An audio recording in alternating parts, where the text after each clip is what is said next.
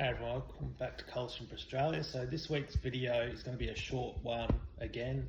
It's just going to be about UGFs. So in the past, I've made many posts about UGFs and they're really good and they're also really bad. So UGF stands for undergravel filter, very common in caridina tanks. It's what you put your soil in and you pump water through the soil to make sure it buffers really well. So there's many different ways to set up a caridina tank. I've made a previous YouTube video about how I've set my tanks up using UGFs, and this video is just going to go through the pros and cons of using them. They do work really well, but they come with some limitations and some drawbacks if you're not aware of it. Other methods of setting up tanks is where you just put the soil in the bottom of the tank and you have like a 3-4 centimeter layer of the whole bottom of the tank.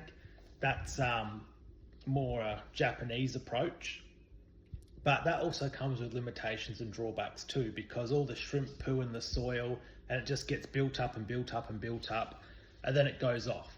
But it comes with benefits of, you get a real deep buffer, it lasts a lot longer, and it's a lot less maintenance heavy, but when it goes off quite dramatically and you lose a lot of shrimp. Same with the UGF. So I'll just go through a few different methods, how I set up my UGFs, what you could do, what's the pros and cons of it, and I'll just go through it bit by bit. Alright, so I'm going to go through how I use my UGF and fill them up. So I've made a video before, but I thought I'd make a quick one today. So each UGF gets 2 litres of Nizo Custom soil, and then I add 250 ml of Amazonia Gold just to give it extra nutrients for the soil. So these UGFs are going to go in my less B tanks, I guess you'd call it. So not my premium favorite B tanks. So these ones just go in the 2nd grade tanks. That's why I use full Nizo Custom for these, whereas my really nice 1st grade tanks get only ADA Gold. And this blend works really well, breeds really well. It's just doesn't last as long as ADA Gold, so that's why only shrimp that I deem lesser quality or not as good of a type that I like, I save it with using Nizo Custom instead. So I fill it up with a litre just using my cap cup.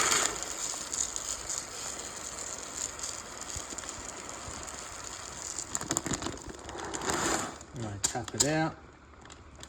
And it's pretty much on a litre there. And then when I fill it up, I do a few little handfuls at the start so it doesn't go through the grate. Like, you limit how much goes through the grate. So just nice and easy until you get a nice sort of layer on there. And then I start doing bigger handfuls and just slowly layering it on.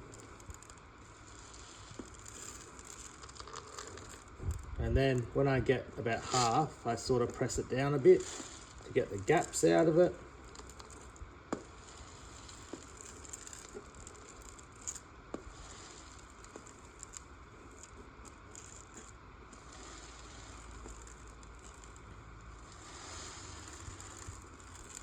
And then each tank gets 2 litres of Nizo. Alright, so this is ADA Amazonia Gold, so like 250 mils. And you can see the colour difference. So you can see the colour difference there between ADA Gold and the Nizo Custom. And this gives a lot more nutrients to the tank, and it's a good way of saving money, because ADA Gold's very hard to get now on shrimp that aren't your best or favourite ones, where you're trying to save ADA Gold reserves like me. So this way I still give the tank a fair bit of nutrients to start the tank, and gives it a real good balance. But using the Nizo Custom still gives me good buffering capacity where the 88 Gold gives me the nutrients which the Nizo lacks, in my opinion. It doesn't buffer as hard, but it gives you a good start, and you get a good 6 to 8 months out of this before you have to worry about changing it for the pH. Alright, so this is a new tank I'm going to set up, well, a new rack. Now see how I haven't run the sponge in this tank. I've just done the soil, obviously a filter, but I've done just the soil and the grate, but there's no sponge in the bottom. Now you don't need the sponge, but the sponge just stops a bit of sediment falling through and gives a bit more bacteria balance to the box. Alright, so see how I've got the sponge before the grate, and then see you've got a little bit of build-up now in the bottom of the UGF. That's what you've got to be careful of, is that build-up. But this tank has really nice selections of Royal Obet in it, so I do put the sponge in it. So I put the sponge only in the expensive caridina tanks, or not expensive, but ones that I like a lot more. I guess expensive to me, like the ones I really like personally, because the sponge is a bit expensive and it's a bit harder to clean out the UGF. Alright, so this is the sponge. It's very coarse, so the water flows through it very easily. I just find running the sponge in the bottom of the UGF works really well. I only do it for lines that I really care about a lot more because the sponge is expensive. And I replace the sponge after cleaning out the UGF. It's not supposed to be a filter. It's just to give a bit more balance to the box with its biological filtration, like harboring the beneficial bacteria, but it's not supposed to really be filtration because you've got a sponge filter for that in the tank. But you don't have to run it. I just find it's a bit nicer to run it, but I only put it in the caridina tanks that I care a lot more about. It's not essential, but I think it just makes a little bit of a difference. So how UGFs work is you put the soil on top and the water pumps through the soil, pushing the pH down. So as you get water flow through the soil, it makes the soil work better. So the soil is like a reservoir, and as you put water through it, the benefit of the water going through it is it buffers, gives you a better buffering, but it means it expires the soil quicker, and you get all the breakdown of the soil sits in the bottom of the UGF. And obviously you're going to get shrimp poo and other detritus build up in the box as well. So it's like a ticking time bomb. It goes off, essentially. So you know, when you get a sponge filter, you have water pumping through that, and the filter sucks up all the detritus, the poo, and all the organic matter. Whereas you can clean that out, you just wring it out in water. Whereas the UGF, the downside is, it's just running through the box the whole time. So you need to be careful, and you get more and more build-up in the box, and you need to clean it essentially before it goes off. So what I do is I gravel vac the top of the box every 6 months, and then I carefully take out all the soil, and I rinse the bottom of the box out, and I carefully pack the soil back in the box, and then I add another about 100 mils of soil into a fresh box, and I get 2 goes at that before I reset the whole box. So you should get 8 to 12 months out of the UGF, depending.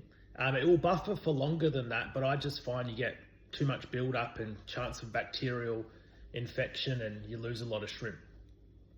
So that's just what I do. If you're running like soil just on the bottom of the tank, just in a back section or the whole floor, you can clean that. You can just gravel vac it. And that will make the soil last longer, but not last longer. But what I mean is, like, you're going to remove the poo and the detritus out of the soil. So that's what you got to be really careful of. So the pros of UGFs, it's really easy to organize the soil. You get really good buffering capacity. It contains the soil to 1 bit of your tank. Really easy cleaning the floor of the tank. That's the pros of it. The cons are, doesn't last quite as long because you're pumping the water through it versus the Japanese method where it's just laying on the bottom. So it expires the soil a bit quicker. You need to clean the UGF out so you don't get build up and bacteria issues. And you get a lot of sediment, fine sediment in the bottom of the UGF that you need to clean out. A bit more labor intensive because you've got to clean the UGF and then put it all back together, then put it back in the tank. That's a bit more labor intensive doing it that way. A lot of people probably don't realize they lose a lot of shrimp due to bacteria imbalance in the UGF when it goes off. They probably just take it as the tank crashed and reset it. But for me, I think that's what it is really. That's just what I do. So when you're taking the UGF apart, you do it really slowly. And you've already got a filter in there, so you've already got a cycled filter. The UGF isn't a cycled filter. That's what people assume the UGF is your filter. It's not. It's just there to buffer your soil. Your filter is like your sponge filter, your canister filter, whatever other filter you're running. That's your filter. The UGF's just to buffer your tank down in an organized way. And then the other thing you want to do is when you do take apart your UGF and you do clean it out and you do put the soil back in, a little bit of new soil, you're going to get a bit of ammonia come out. So you do a big water change, nice and slow. So I usually do a 50% water change, and I do it over about 5 to 6 hours. So very slow. A lot of people probably don't do the water change as slow as I do, but I feel there's no harm in doing it very slowly. And then I closely monitor the outputs for the next 2 weeks. And I don't feed the tank for a couple of days afterwards. And it works really good. I've done it a lot of times and I've got a lot of nice thriving colonies and it goes really well. So yeah, that's the pros and cons of the UGF. Pros and cons of different methods. So if you run just soil just on the full bottom of the tank, it's a lot less maintenance. You just put the soil in once and that's it. It buffers much longer. You'll get a lot longer time out of the soil because you don't have the water actively pumping through the soil. It comes with a bit of easy maintenance. You just have to gravel vac it every, 3-4 months, maybe 6 months, gravel vac it. That's quite easy. And it's sort of cheaper to set up because you don't have to buy the UGF. You just got to buy the soil. The cons are you don't get as good buffering capacity out of the soil, but you do get a longer time frame. If you don't gravel vac the soil, you're going to get a heap of poo and detritus build up in the soil, and that's going to cause pockets, and it's going to go off, and you're going to get, probably a colony crash after about 12 to 18 months, maybe 2 years, depending how many shrimp you've got in the tank.